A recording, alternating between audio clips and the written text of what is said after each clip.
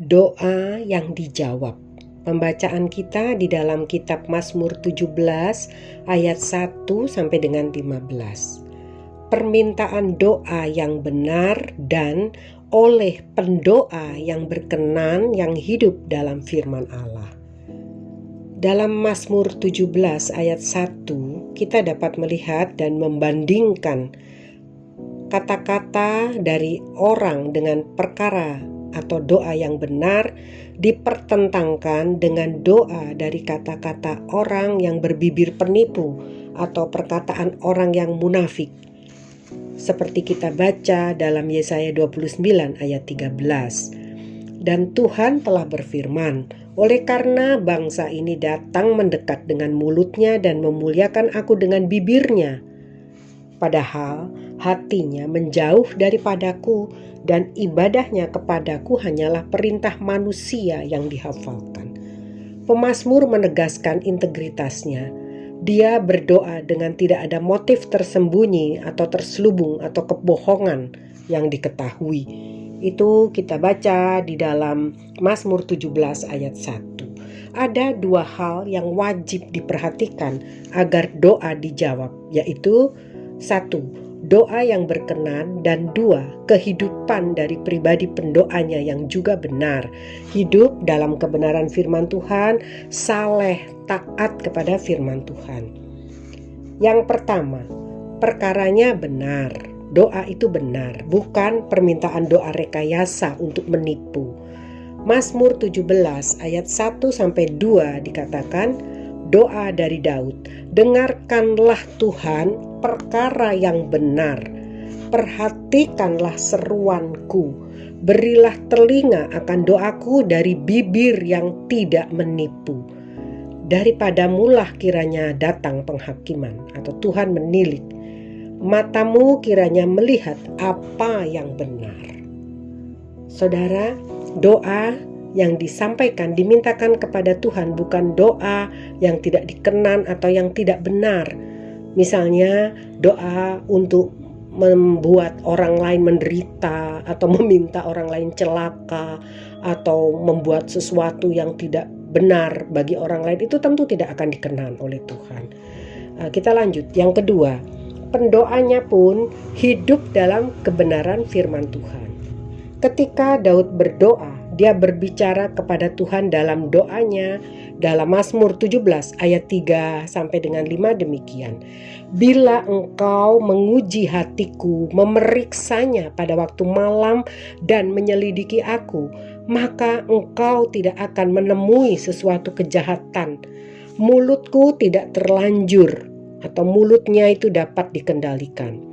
Hal ini harus ditangkap sebagai rencana atau apa yang masih dalam pikiran, atau pengertiannya adalah jika saya sedang merancang sesuatu, tidak akan melampaui mulutku. Apa yang jahat di pikiranku itu tidak keluar melalui mulutku. Artinya pikiran dengan kata-kata cocok dengan ide-idenya, dengan rancangannya, dan tidak ada sesuatu pun yang jahat di dalamnya.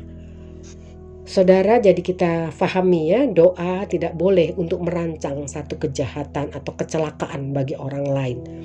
Tentang perbuatan manusia sesuai dengan firman yang engkau ucapkan, aku telah menjaga diriku terhadap jalan orang-orang yang melakukan kekerasan. Langkahku tetap mengikuti jejakmu, kakiku tidak goyang. Konsep langkah kakinya dalam berjalan menapaki kehidupan ini menyatakan dan berarti bahwa pemazmur telah mengikuti dengan seksama pedoman perjanjian Allah atau taat kepada firman-Nya, kebenaran Allah, dan tidak tergoda untuk menyimpang ke kiri ataupun ke kanan. Hidup terjaga dalam koridor dan jalan Tuhan yang dikenannya. Karakter yang konsisten kepada kebenaran terjaga dalam integritas yang baik. Dia tidak pelin-pelan, tidak mau kompromi dengan mengikuti atau terbawa langkah-langkah dan cara hidup orang jahat atau gaya hidup yang duniawi yang melawan firman Allah. Yohanes 9 ayat 31 berkata, kita tahu bahwa Allah tidak mendengarkan orang-orang berdosa, melainkan orang-orang yang saleh dan yang melakukan kehendak-Nya. Di dalam berdoa, kita harus antusias. Sebab keyakinan akan adanya jawaban doa. Doa itu tidak sia-sia jika dimohonkan kepada Tuhan Yesus. Sebab kita memintanya kepada Allah penguasa dan pemilik pembuat keajaiban, Allah dari segala ketidakmustahilan. Yang kedua, sebab percaya Allah dapat menjawab seruan doa. Mazmur 17 ayat 6-12. Aku berseru kepadamu karena Engkau menjawab aku, ya Allah. Sendengkanlah telingamu kepadaku, dengarkanlah perkataanku. Keyakinan akan jawaban dari Allah. Dan yang berikut, percaya akan kasih setianya yang dapat melindungi, menjaga, memelihara orang benar seperti biji matanya. Tunjukkanlah kasih setiamu yang ajaib. Ya, Engkau yang menyelamatkan orang-orang yang berlindung pada tangan kananmu terhadap pemberontak. Peliharalah aku seperti biji mata. Sembunyikanlah aku dalam naungan sayapmu terhadap orang-orang fasik yang menggagahi aku, terhadap musuh nyawaku yang mengepung aku. Mereka tidak menunjukkan belas kasihan, mereka membual, mereka mengikuti langkah-langkahku, mereka sekarang mengerumuni aku.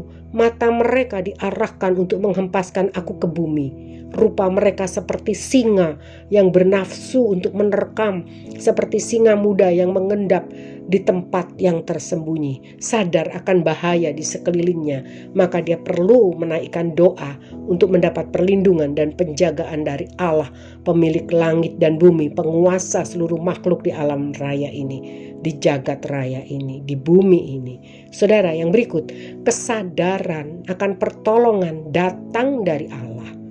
Baik itu berkat kesembuhan, kemenangan, datang dari Allah saja. Mazmur 17 ayat 13 sampai dengan 14.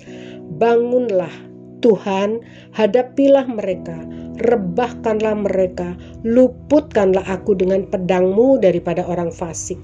Luputkanlah aku ya Tuhan dengan tanganmu dari orang-orang dunia ini yang bagiannya adalah dalam hidup ini. Biarlah perut mereka dikenyangkan dengan apa yang Engkau simpan, sehingga anak-anak mereka menjadi puas dan sisanya mereka tinggalkan untuk bayi-bayi mereka. Saudara, menyadari tidak ada yang dapat memuaskan dan memberi sukacita yang sejati selain Tuhan. Di dalam doa, di dalam hadirat-Nya. Hanya di dalam Tuhan, dalam hadirat Tuhan, di kaki Tuhan, dengan berdoa ada kepuasan dan sukacita roh. Dalam berdoa, dalam menikmati hadirat Tuhan. Mazmur 17 ayat 15. Tetapi aku dalam kebenaran akan kupandang wajah-Mu, dan pada waktu bangun aku akan menjadi puas dengan rupa-Mu. Puji Tuhan. Saudara yang kekasih di dalam Tuhan, waktu ini akan berjalan terus dan tidak dapat dihentikan seorang pun, dan akan segera mengakhiri hidup manusia baik secara pribadi maupun hubungannya dengan dunia ini. Sambil menantikan saat kedatangannya kembali, apa yang harus orang percaya lakukan dalam waktu yang semakin singkat ini? Petrus menasihatkan agar jemaat dan para pemimpin jemaat mengisi waktu yang ada menurut kehendak Allah. Jadilah tenang agar bisa berdoa. Ketenangan dan ketentraman bukan ditimbulkan dari segala apa yang dari dalam dunia ini yang hanya mampu memberikan ketenangan terbatas dan sesaat saja, tetapi oleh kehidupan doa yang intens, hubungan atau relationship dengan Tuhan yang akrab di dalam doa dan merenungkan firman-Nya, membuat roh-Nya berkenan memenuhi kita, memberikan ketenangan yang dapat menguasai di jiwa, sehingga kita pun dipuaskan roh dan jiwa kita ketika berdoa. Doa berguna dan diperlukan dalam segala hal.